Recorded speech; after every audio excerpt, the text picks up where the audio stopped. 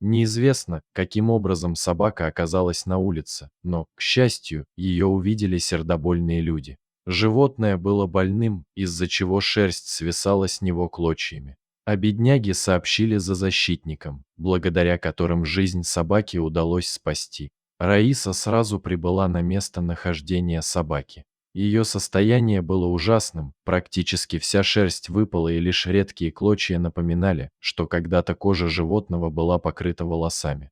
Местами тело пса было покрыто воспалениями, доставляющими ему дискомфорт. Несмотря на все это, собака Эльза проявляла к людям дружелюбие и приветливо махала хвостом. Она даже протянула лапу Раисе в знак доверия. Увидев позитивную реакцию собаки, женщина поняла, что процесс спасения и последующего лечения будет несложным. К ее неожиданности, в этот момент из-за спины животного показалась другая собака небольшого размера, которая также активно трясла хвостом. Подойдя к Раисе, маленький пес встал на задние лапы и начал прыгать. Казалось, что малыш просит, чтобы его тоже спасли и не оставили на улице в полном одиночестве.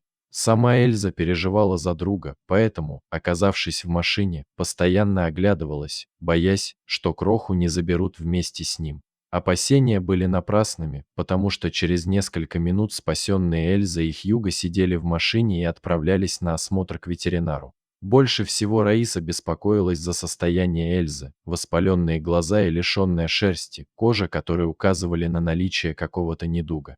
Хьюго внешне казался здоровым. В клинике у Эльзы обнаружили подкожного клеща, из-за которого бедняга лишилась практически всей шерсти, а кожа покрылась воспалениями. Собаке нужен был грамотный уход и время на восстановление. К счастью, здоровью Хьюго ничего не угрожало.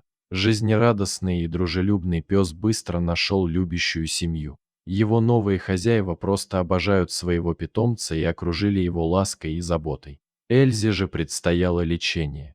Благодаря стараниям Раисы через полгода собака буквально преобразилась. Теперь ее тело было покрыто мягкой белой шерстью. К концу года женщина начала искать опекунов для Эльзы, которые могли бы взять ее на передержку. Мария и Андрей откликнулись на просьбу о помощи. Изначально планировалось, что собака поживет у них несколько дней, а затем ее заберут новые хозяева.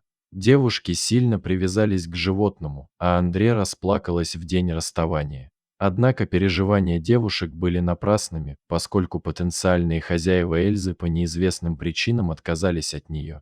Тогда Мария и Андрей решили оставить ее в своем доме навсегда. Благодаря девушкам собака наконец обрела счастье и душевный покой.